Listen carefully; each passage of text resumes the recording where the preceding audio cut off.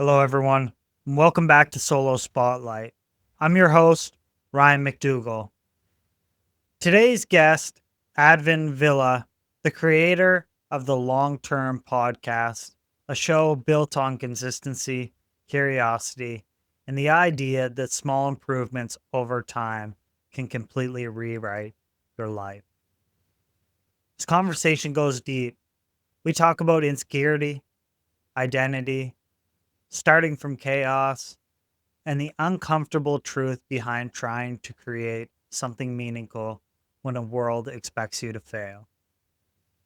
Advin opens up about his upbringing, the moment he realized he had to change, how street interviews sharpened his ability to connect with people, and why podcasting became a tool that helped him grow, not just as a creator, but as a human being.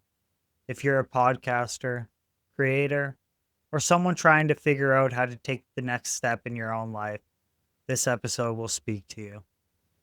What struck me the most is that my guest at 25 showed the maturity of someone way wiser than his age, and it is clear that he will make large steps in the podcasting field. Before we jump in, make sure you follow Spare Bedroom Studios on YouTube, Facebook, Instagram, wherever you watch us, because we post new episodes and daily clips every single week. And while you're at it, go show some love to our guests and the Long Term Podcast. He's putting in the work, he's consistent, and he's building something special right here in Edmonton. Without further ado, let's get into it. Solo Spotlight, episode 71. Welcome to Spare Bedroom Studios, where big sounds are born in small rooms.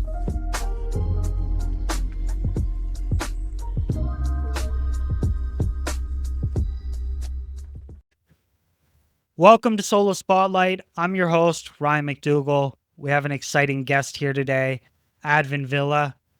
How you doing?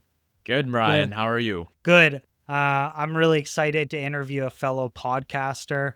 It's always nice to break into the creative minds, as well as someone just scratching their journalistic niche. I think podcasting is an amazing thing. I think it's awesome that you decided to do this. It looks like you're having a lot of fun, as well as highlighting a lot of different guests. You had people from political backgrounds. You've had people from backgrounds such as working out, or the female that she dresses in a certain way, and The how Molita. her yeah. So that was a very interesting one. I'm really excited to break into this. For anybody listening, he is the host of the Long Term Podcast. He is also a student at U of A. What are you taking at U of A? I'm taking psychology. I'm in my fourth year. Nice. How do you find that? It's great. Yeah? I'm loving it. I'm loving learning the concepts that I can apply to my own life as well as the podcast. And it's great just meeting all these different people. Just the way it goes, as well as I find my guests at the university and make friends there.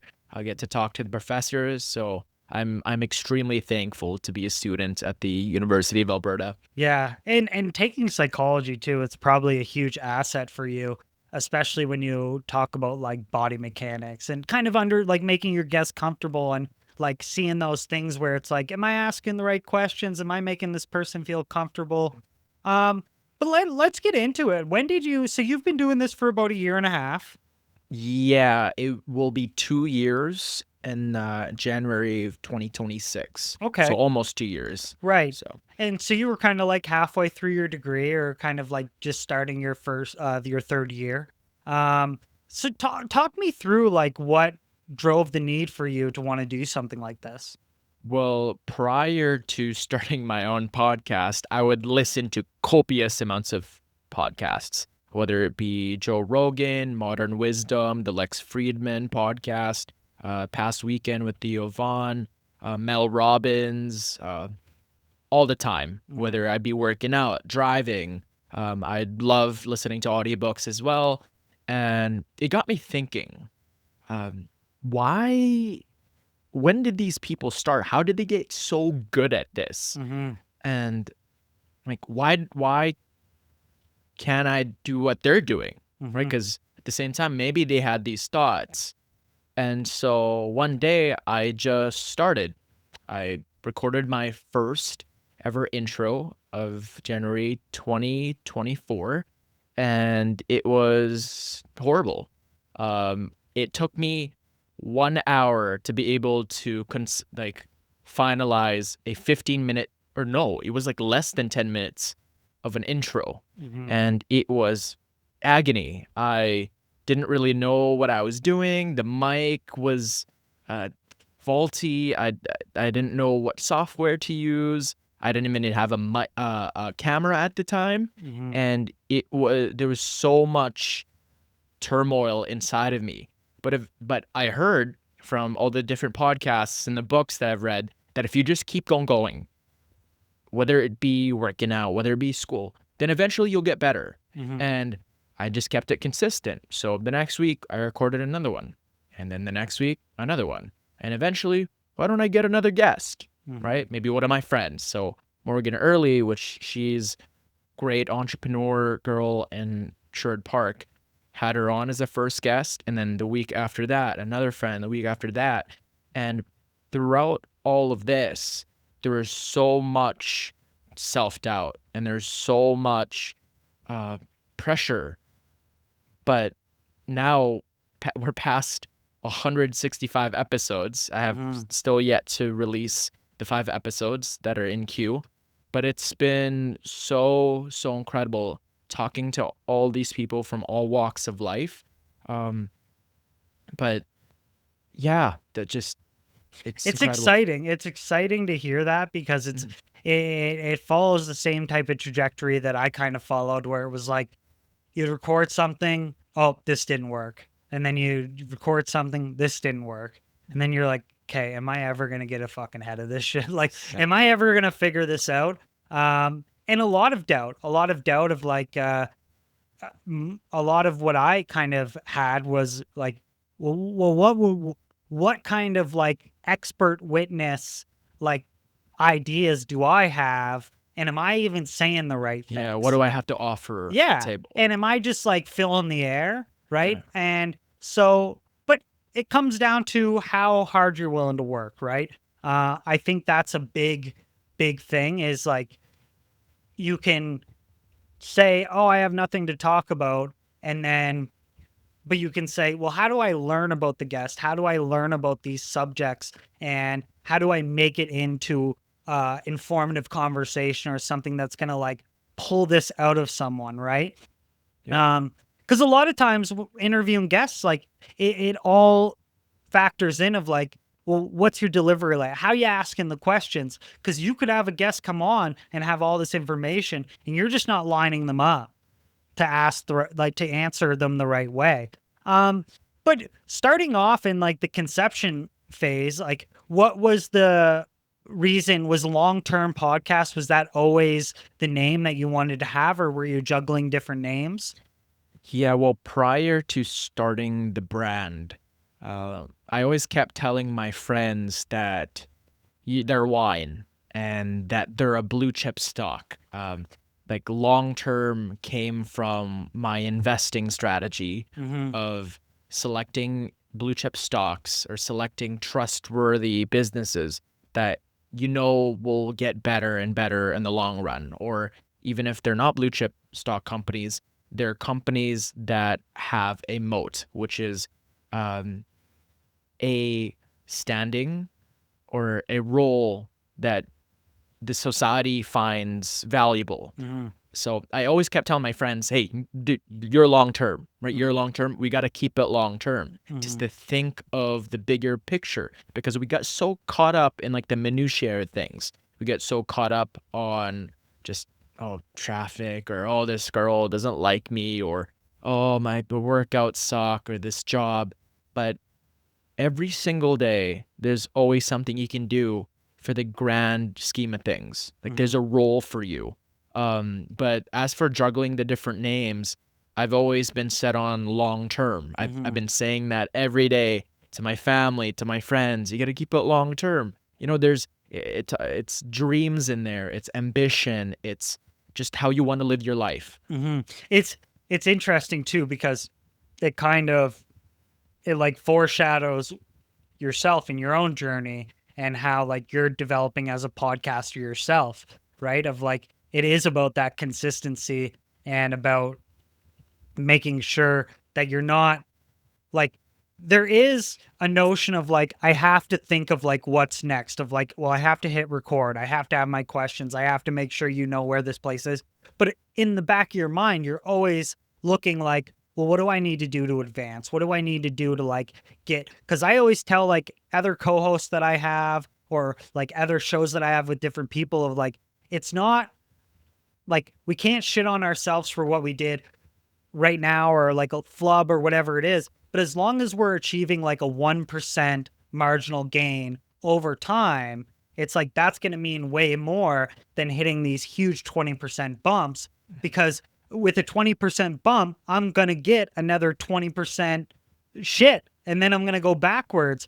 So it's like, you're going to have these like fuck ups, or, you're going to hit these like potholes, but it's always the idea of like, how am I recovering? Am I learning to not do that again? Am I learning like, or you have a guest that it didn't really like, you didn't like vibe with them, or you weren't sure like how to take the conversation. You kind of have to look at yourself and say, well, is that like the best like conversation I could be having? And like, maybe I kind of like went outside of like my knowledge base, or I bit off more than I can chew, right?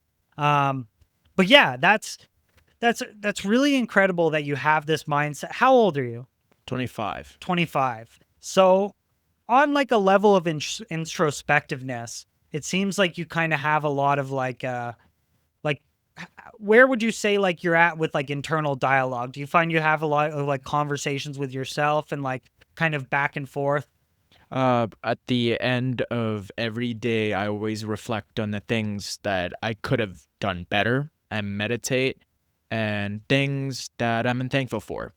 Um, and it wasn't always like that. Like, I used to be a very troubled kid. Grew up very messy household, tumultuous times. I don't think, like, yes, I was loved as a child, but growing up, there was a lot of instability, whether it be my parents' marriage or just like my emotional needs.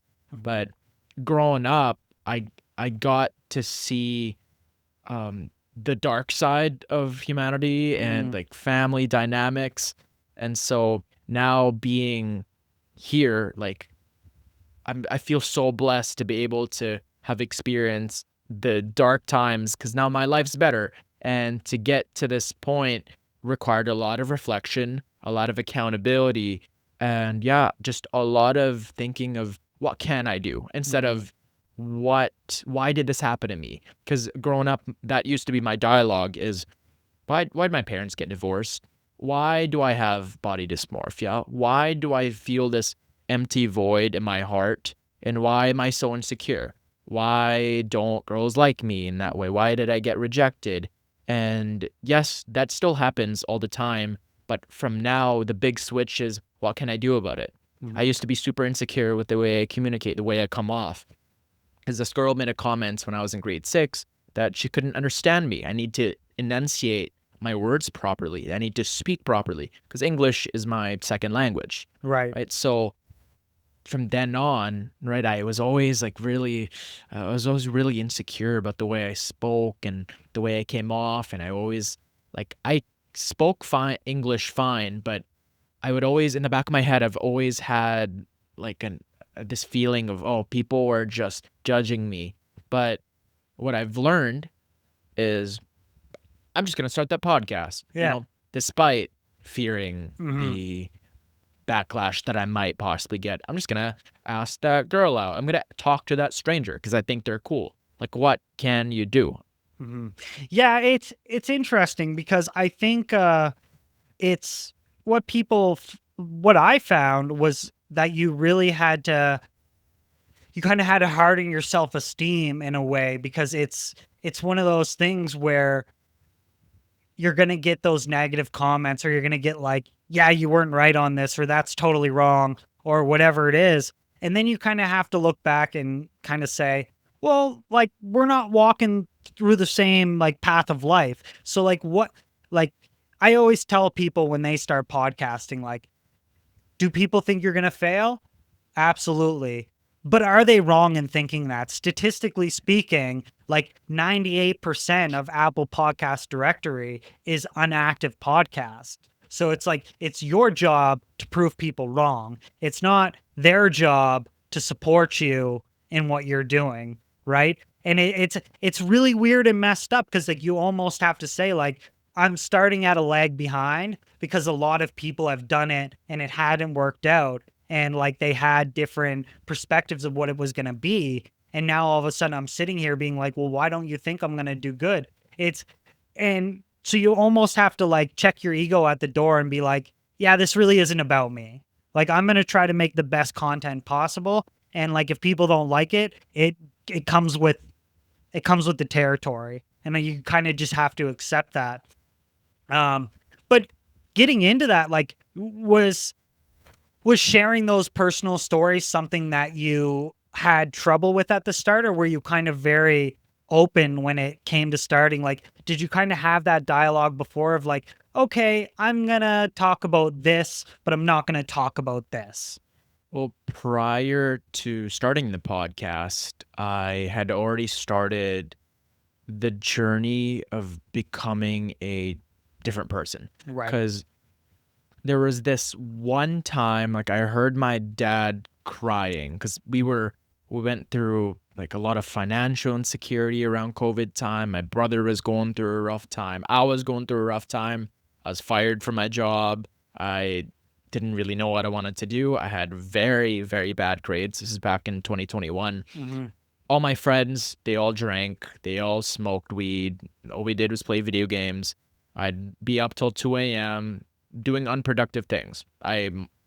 Inside, I kept telling myself that, oh, like, I am gifted, like, I am special. It's just because I don't try. Mm-hmm. Like, I kept telling myself that, oh, I'm so much more capable, and that these people are just achieving all these things because they're trying, and I'm not, and I'm much more capable than everyone else. But it was all derived from insecurity. Mm-hmm. But then it was like 2 a.m., this around COVID season, worst time of my life. I was crying myself to sleep every night. I heard my dad crying, and I looked in the mirror, and I asked myself, why am I doing this to myself? Like, I've been acting like the victim all this time, and look where it's got me. Mm-hmm. Shitty relationships, bad habits, and no ambition, no drive. I didn't know where I was going to. So I was high at the time. Mm-hmm. I went downstairs, and like I talked to my dad, and I'm like, hey, I'm gonna make a change. And I've already told him this many times. Like, I already told him that I would make a change, but I never did. You know those bursts of Mhm. change where you Well, you having like a change manic episode or something like. yeah. But this time I actually started trying. I started trying to be a better son. I started trying to be a better brother. I read more. I stopped drinking as much. It wasn't linear. Like, I didn't just cold turkey everything. I stopped vaping as much. I stopped smoking weed. Eventually, I quit all of that. Don't drink anymore. I don't smoke weed. I don't vape anymore. I started spending more time with my father, and I figured out all the cues and all the things that I myself could control. Like, oh, if I act all sarcastic when he's asking me a question, maybe that incites bad interactions. I'm gonna stop doing that. I'm gonna add more love into the conversation. With my brother, maybe I come off too judgy. I did come off too judgy. Maybe I incite more encouragement and love. With my sister, maybe I'm more understanding. And eventually, through all these different iterations of like 1% improvements every day, I also changed the way I talk to people. So instead of trying to ego everything, trying to be like, hey, look at me, what am I doing? And Yeah, trying like to like, combative. yeah, and trying to talk to people in a way where it is all vain and it is all a competition, I started just opening up about the things in my head, about my lack of self-worth sometimes, my shame, the things that I've gone through, all the nitty-gritty details. And what I found was it actually made me connect with people. And it actually made me happier, Hmm. acknowledging all the scars, the trials and tribulations, the failures, and being open about it. And I found that the most perfect people in my friends or just in the everyday life have their scars too. And like, I, this is prior to the podcast. So I had already been doing it for 2 years. So I had 2 years of just cold approaching people and just trying to be as honest as I can. And of course, you're not going to get everyone. Like some people just find me weird. Some people don't like me for Or whatever they just reason. say I'm not like, or they just say like based on the reputation that that person has, they go, I'm not going to risk it on you, right? And that happens. And that's okay. And now I find the way that you're talking is extremely profound at 25 because I felt like I didn't like mature as a person until like 28 years old. Like I was Oh, yeah. like I was constantly just in this like same type of thing, like this victim thing of like, why me? Why aren't I getting like the positions I want? Why aren't I getting like this exceptional treatment? Or why are not like, why am I not getting invited to things? Or why am I not part of this friend group? And it kind of like ate away at me to a point where you kind of had to say to yourself, like, yeah, like it it's easier to just accept that that's the reality and like moving in a different path than kind of playing this game. Cause then you kind of look at yourself and say, like, this is happening too much. Like, I'm doing this too much. And now, like, it's starting to become like nauseating for myself. And like the feedback loop just wasn't there of like people were getting sick of it. And it was just like, why are you doing this to yourself? Like, you're almost torturing yourself in a way of like doing the same thing over and over and expecting different results. And just like having these lifestyle habits or these choices where you're setting yourself up for failure and then you're turning around and being like, yo, at some point you have to look at yourself and say, like, am I creating this monster? And then I'm kind of in the world around me being like, oh, why is this? It's like, well, you stayed up till 3 a.m. Like, that's why you're late for class. Like, you can't be mad at the teacher for having your class at 8 a.m. Like, but it is this weird, like, but people don't find that often. Like, people kind of like mull in that, like they roll in their own shit for so long. So I find it so like refreshing that like even at this age that you're kind of understanding that. Now, do you find that that was something that when you're talking to guests and stuff, any like, have you had any guests that were kind of like older where you were like, is this person going to take me serious? Yeah. It's definitely a challenge to be able to talk to all the different walks of life. But the way I present myself, like even prior to the podcast, the way it's structured is I try to keep it as professional as possible and, of course, honest and make it candid. But the evidence is already there. Hormozy said, Yeah. you don't gain self confidence by shouting self affirmations in the mirror. You gain that by a stack of undeniable proof. Hmm. But like through guests that are older that do come on the show, they can already see the backlog on the podcast or who I am, my reputation. Yeah. How So you're presenting how I yourself. present myself. So by that metric, I think, yeah, I don't really have trouble with people that are older or a lot Hmm. more ahead in Hmm. life when it comes to maybe they're a professor in academia or maybe they've been working out for a decade Hmm. long. But yeah, a lot of people do feel inferior, I find, if they're younger, right? It's like, oh, what do I have to put on the table? But I'm spending so much time editing, networking and being able to sharpen my dialogue in the way I conduct myself, that even if there's like a 40-year-old and they are an expert at whatever physics, let's say they have a PhD in there, they don't have any experience when it comes to podcasting or trying to get out information out of them.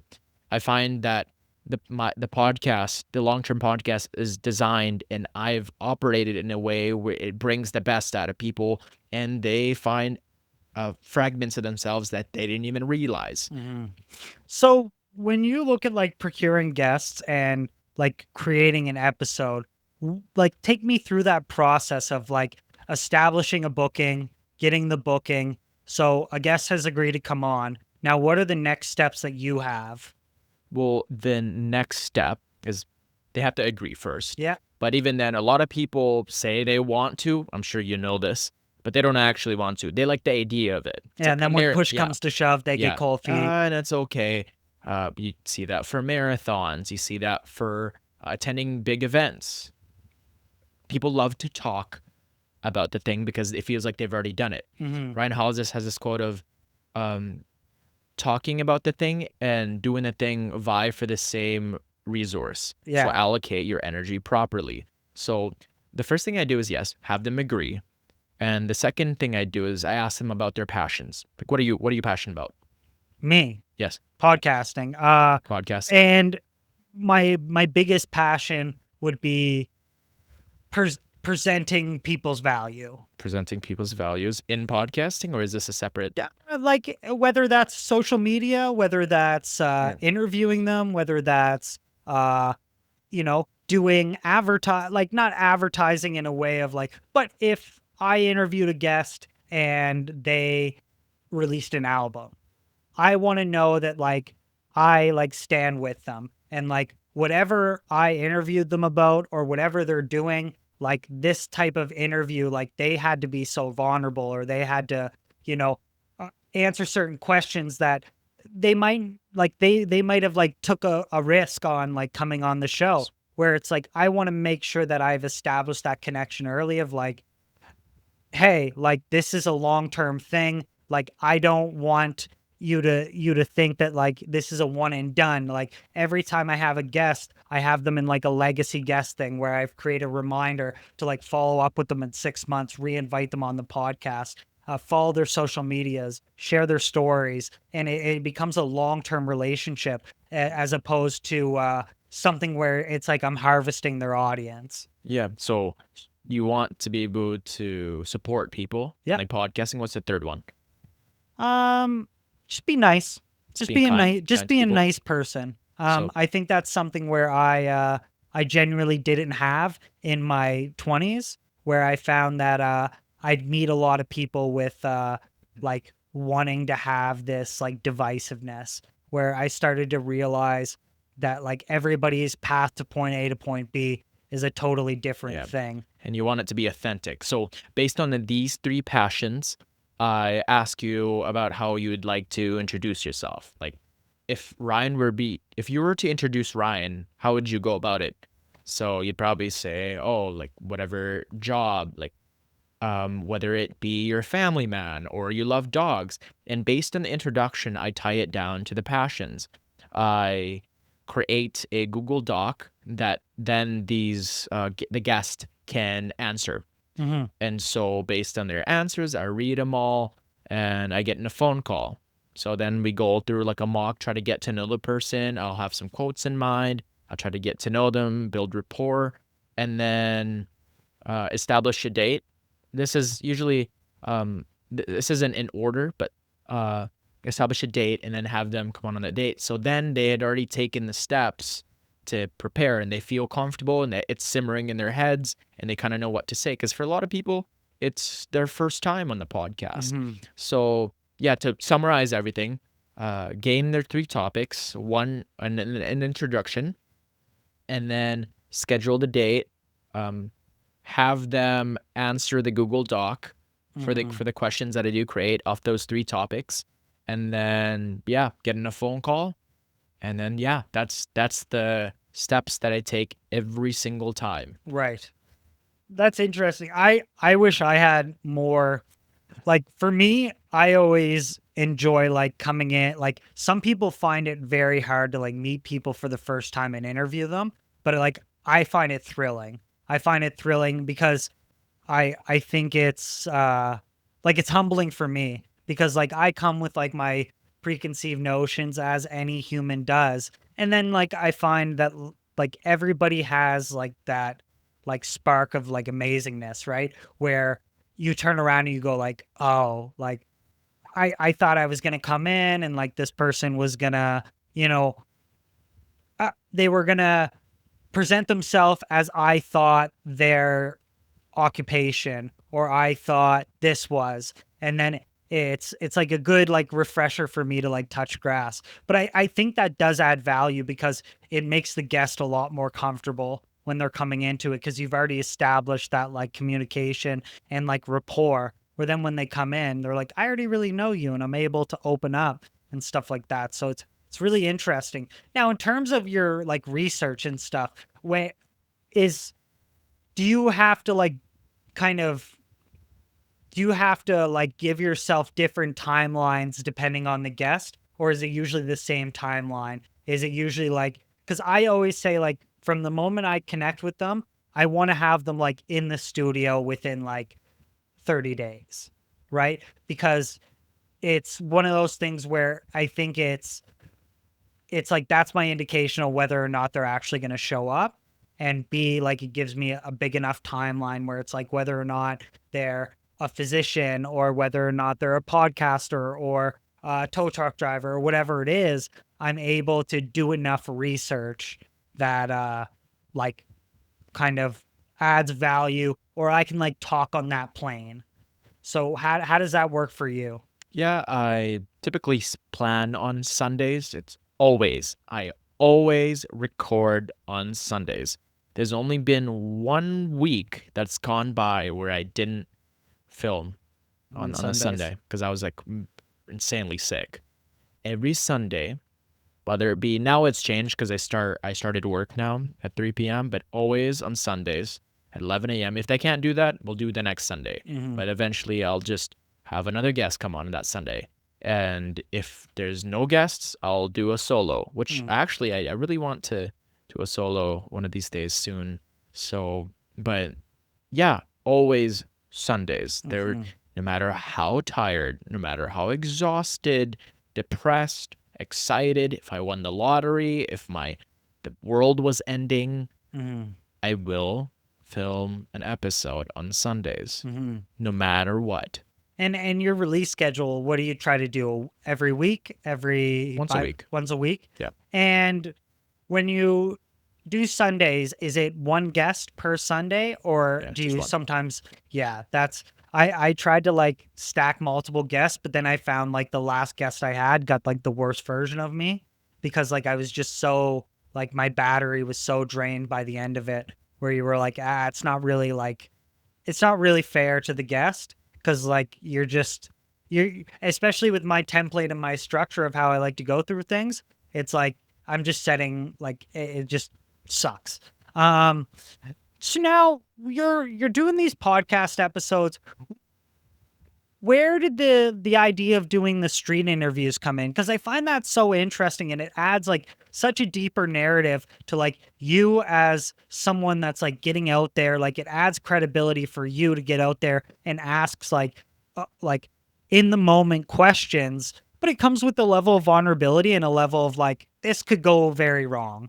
How did you like how did you start that side of it and what were the challenges when you like compare that to doing podcasting?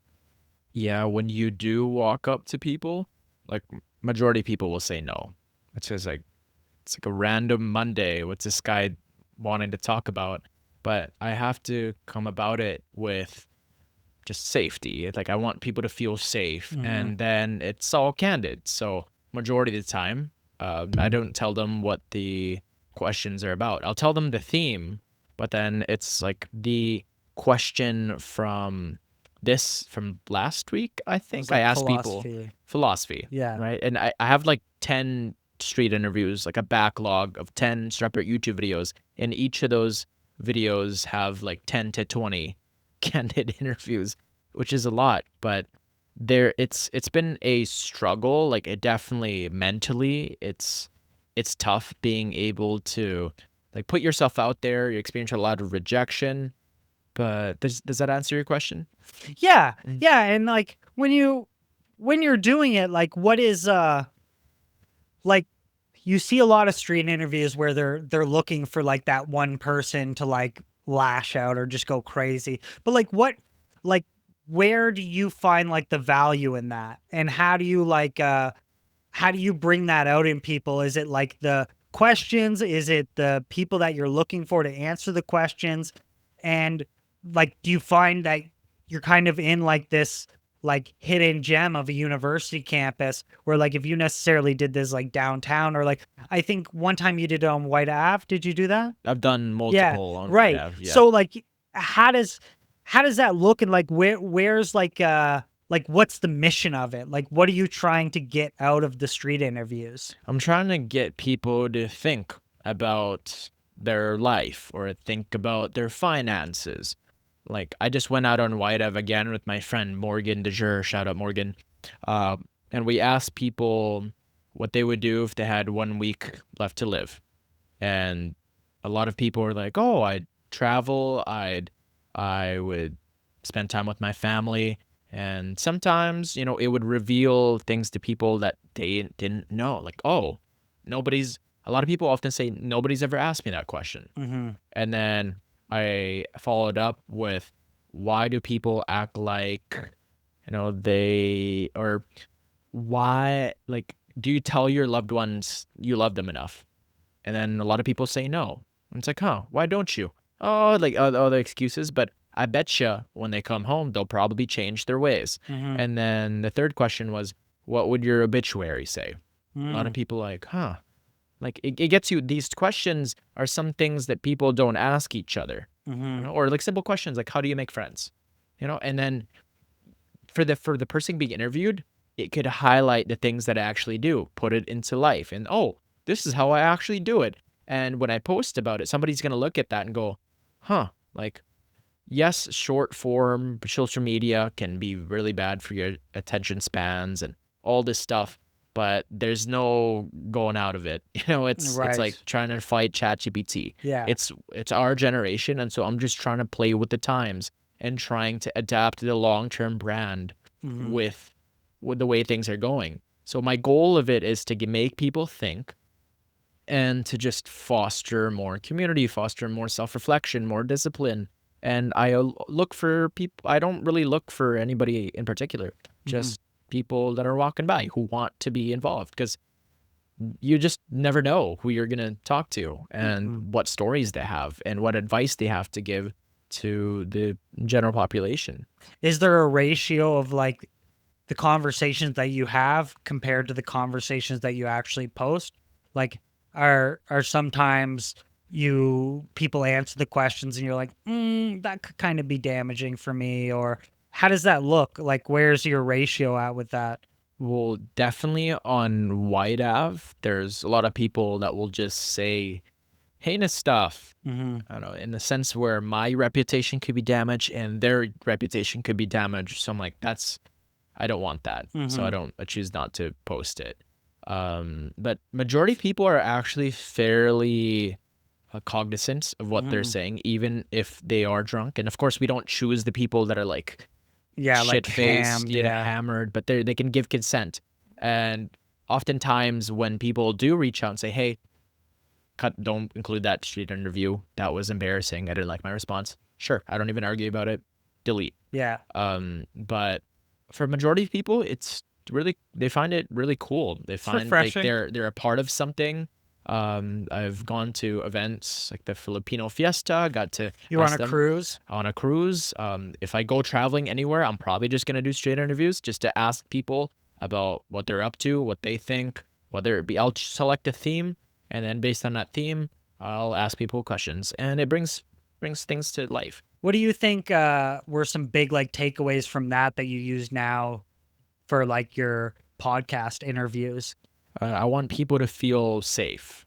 I Mhm. want like usually what I found is like everything is all vibes, and nobody really cares if you are a big shot. Nobody really cares if you have all the knowledge in the world. If you can't make someone feel safe and feel secure.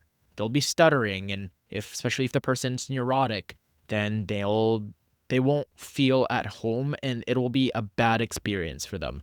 So now I always come in with like a very open mind and try to not like contort my facial expressions even when they say something that I disagree with, or if they do something that I'm like, no. But of course there's boundaries, but like majority of people are respectful, but I just try to make someone feel safe, like a vibe architect. Has there been any guests that had enough like influence where it almost like shook you a bit?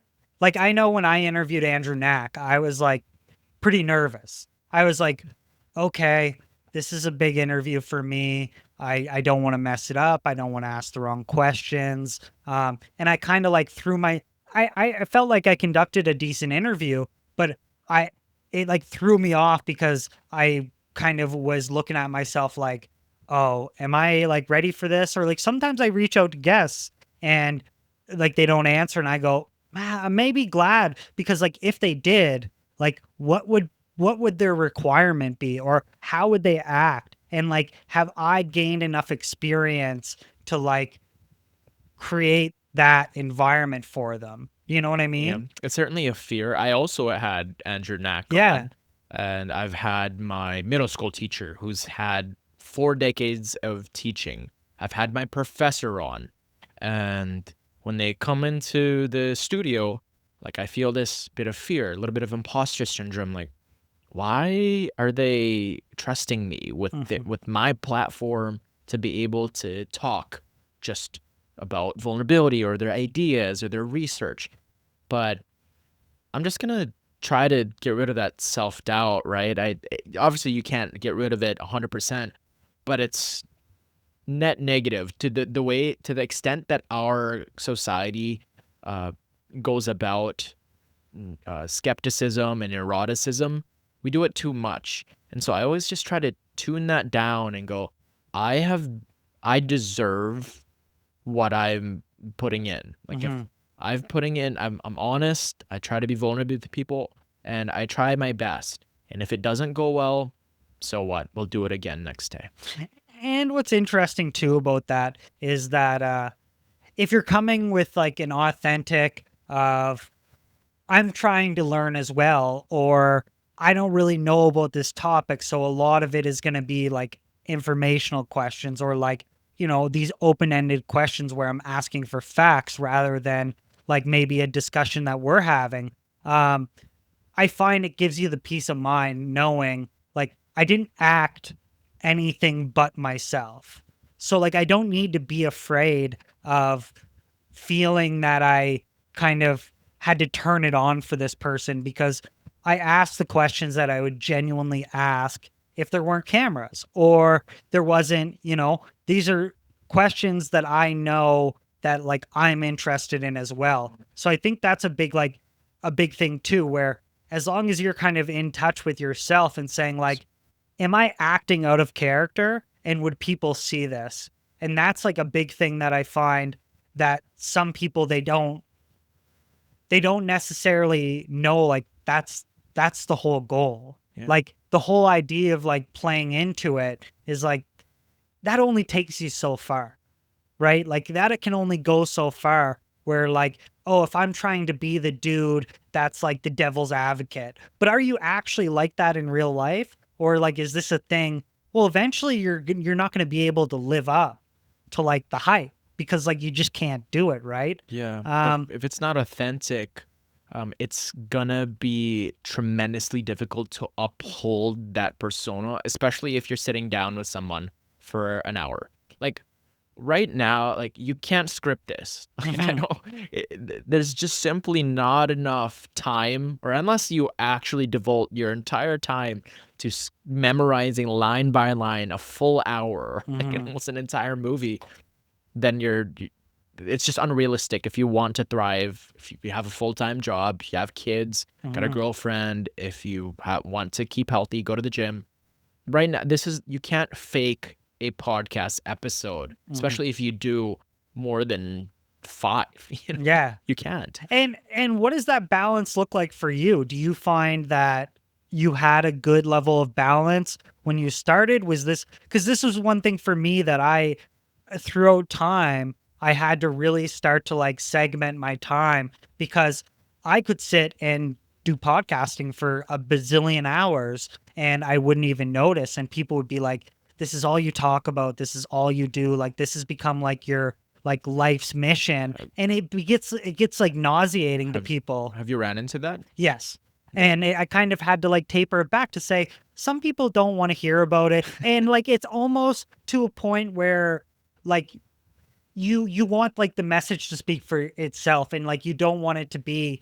But even with like my other co-hosts with another show that I do, like every time I talk to them, it was always about the podcast. And they like were like, do you actually like me as a person, or is this now like a transactional thing where like now you see me as more of an asset rather than a friend, right? Where it's kind of, I had to think about that and say like that was never my intention, but I have to look at it from the lens that they're looking and saying like, oh, do they feel like I'm losing like respect for them, or do they feel like I'm kind of taking advantage of them in a way? And I just had to kind of tone it down and say like, well, I can have these conversations with myself and I can do these things, but outwardly I have to remain like modest and understand and read a room and know that like there's a time and a place, right? What was that experience like for you?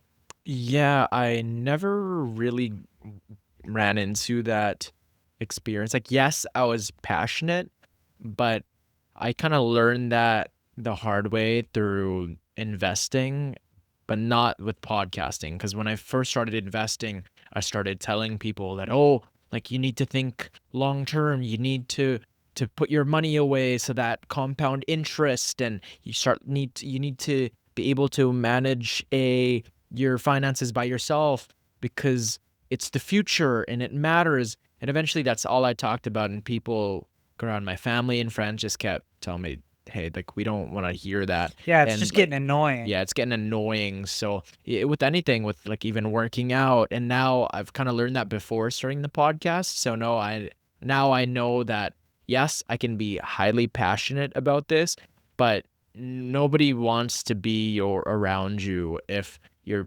shoving something down their throats when they don't want 100%. to hear about it. But if they do ask questions, sure, we'll talk about it. Or if they want to get to know me, I'll hint at it or I'll mention it one time.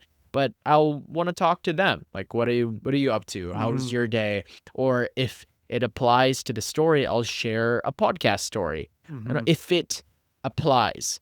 But if it's like out of nowhere, like that's yes, I'm a podcaster, but I'm also a It's like you're friend. yeah, it's almost like you're soliciting, like Yeah. it just like I said when we initially came into the kitchen, like you build it and they'll come, right? Like if you create good conversations, people will people will enjoy it, right? But if Mhm. you force it or you make it something where it's like, all right, like you're doing too much and it's not at all what you should be doing. Um yeah, that's interesting. How did this affect your studies at all? Oh, it's let's just say studying has taken a backseat at Mhm. times, but I am busy 24/7. There's so many things to do with editing, with showing up to events, the Mhm. candidate interviews, because I try to build a system. Like I've repeated this to myself over and over is you do not rise to the level of your goals, you fall to the level of your systems, right? A Mhm. big another James Clear Atomic Yeah, yeah, Habits yeah. 1%. Um Atomic Habits. habits, yeah, Yeah. Atomic Habits. And like, how has it affected my studies? I can manage if I am super productive with my time, but sometimes I'll just like I just won't do the editing because Mhm. I want to watch the show or I want to spend time with family or friends. But that's not okay. And I think putting we what I found from talking to all these people, right, with the candid interviews, with the podcast is people are hard on themselves. Yeah. So I want to like people call themselves names and people experience imposter syndrome and We all like put so much pressure on ourselves. And so I'm like, wait, why don't I just stop that? Need to stop calling myself names, and I need to stop doing all these things that reduce my mental health with the work burden, and just instead, okay, I'm human. I'm allowed to make mistakes. So the way I manage my studies is I'm going to add a system structure. And if I don't meet that, it's okay. I try my best. But I try my best to get good grades. And now that you're looking at finishing your degree, like what are your aspirations when you finish your degree, and how do you think that's going to affect like your journey as a podcaster? Right now, I'm still unsure, but I'm thinking of teaching, maybe doing an after degree in education or doing a master's in like counseling. And how's it affected is there's so much opportunities that come my way, man. From talking to all these people, I like this one guy I'm really good friends with. He asked me to work to be the manager at a doggy daycare. It's called Party Dogs. Right. And it's such a phenomenal business, but I just can't allocate full time. But I went to visit the business, and it's amazing, and I love dogs. And now I'm working part time for them, so that it's even added more to my plate. But yeah, that could be a route, just working in a business for people. Just there's a lot of job offers and a lot of opportunity, and it's expanded my mind to not just think of like a linear route of masters or education, where I could start my own business, or I could help someone start their own business, or like the podcast could be a business. Um, I I really want this podcast to work. Hopefully one day I get paid from it, or the content stuff. But if not, I'll find another venture. But as long as I try my best, and I try to be there for my family, I try to have God in my heart, I try to pray, and I just try my best and try to treat people with kindness. And as for the future plans, I'm going to leave it up to God, and I'm going to just keep on trying every single day. And if doors open, I'll peek inside. And if it looks nice, maybe I'll take a seat. And if it's maybe too comfortable, maybe I'll get out, try a different door. Does that make sense? Yes, it really does. You almost have to like gently put your hand over the hot stove and be like, okay, nope, that didn't work. Over here, nope, that didn't work. But at least you try. Like I always say that not everything's going to work, but if you can try and go like, yeah, I did it once, not really my thing. Or I interviewed this guest, wasn't really my thing. So when I like go to procure guests, I'm not really going to look in that direction. But I understand now, like looking into it, why I wouldn't do it, or like being affiliated with certain things, or trying different ways to monetize and stuff like that. Some things work, some things don't. As your journey as a podcaster, what do you think the biggest misconception that you have learned from your journey as a podcaster? Misconception, what do you mean? So what is something that you thought was going to be a big Oh. deal and it's not really a big deal, or you thought wasn't a big deal and it really is a big deal? Well, a lot of people think that what they put on the internet, like everyone's gonna like pay attention to it, and you're gonna lose your job, you say the wrong thing. But unless you say something like really out of pocket and hateful, nobody really cares about your thoughts. Like nobody cares. Like I used to think that, oh, you say something on the internet and you get millions of views, everybody's looking it up, and all your friends and family members are gonna know about it. Like I've said so many things in the podcast. Like if you really want to get to know me as a person, you will listen to 200 hours worth of episodes. But do people have that much time? No. Like chances are people do not have that time. So I think that's the biggest misconception that I thought going into the podcast was every single person I know is going to listen to everything that I put out. But it's like, no. Actually, it's people that I don't know that love tuning in. And as for something that I thought wasn't a big deal but is a big deal is reputation. As I used to think that, once like people will forget about it, like, you do this one thing, but it's the real life interactions that really matter. Like when I walk into a room and somebody actually recognizes me, a fellow student or whatever, I'll be sure to shake their hand and like, oh my goodness, like you're the guy. And I actually have a conversation with them. And I didn't think that that was the case, but that's definitely so important. And kind of wrapping this up, I want to start off by saying thank you so much for coming out. I really appreciate the conversation that we had today. I think it provides a lot of insight to what you're doing as a podcaster, your journey, how you've been evolving, and kind of what your future holds. And I think as at 25, you have a very, very, you are very introspective. You obviously have a lot of, goodwill when it comes to interviewing people. You can see that even with our earlier interactions. But when we look at it, and if you could give any piece of advice to an aspiring podcaster, what do you think that would be? I'd say at the end of the day, nobody cares. You put so much effort and turmoil, but if you just start right now, just do it. Just if you don't have a camera, use just a microphone. If you don't have a microphone, use your phone.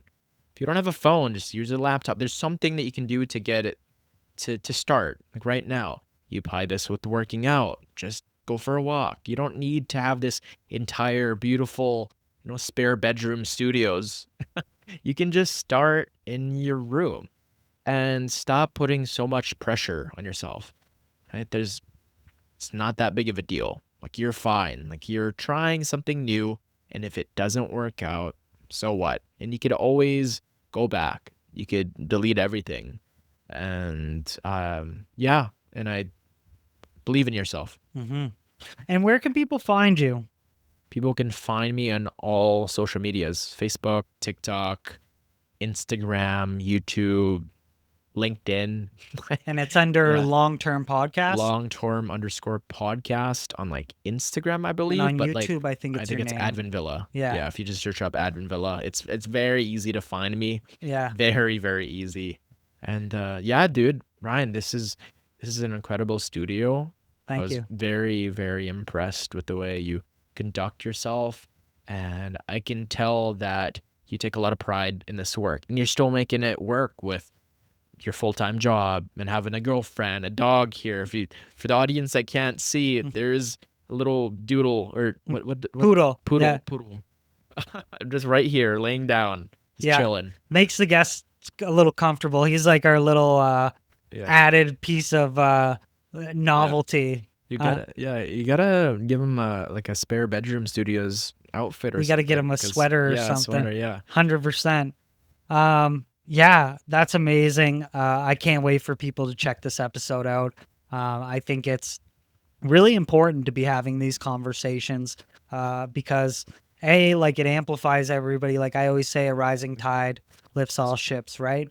And that's kind of what I'm trying to do here. And again, like your future's very bright, and I can't wait to watch the episodes that you have coming up and the guests that you have, and see you evolving as a podcaster. Dude, I'm extremely thankful for you, Ryan. You're doing a lot of great work here in Edmonton, and I think somebody's got to replace Lex Friedman. Somebody's got to replace Joe Rogan. Somebody's got to replace Theo Vaughn, Mel Robbins, and who better than us? That's right. That's right. Thank you, the audience, for checking out this episode. Don't forget to visit our Instagram, Facebook, YouTube. We release clips daily of all of our episodes. If you've enjoyed this episode, give it a like, subscribe, comment below. What do you think the most important part about being a podcaster is? We'd love to hear any comments below for myself or my guests. And thank you very much, and we'll see you next week. Thank you, guys. Keep it long term. Peace. Keep it long term.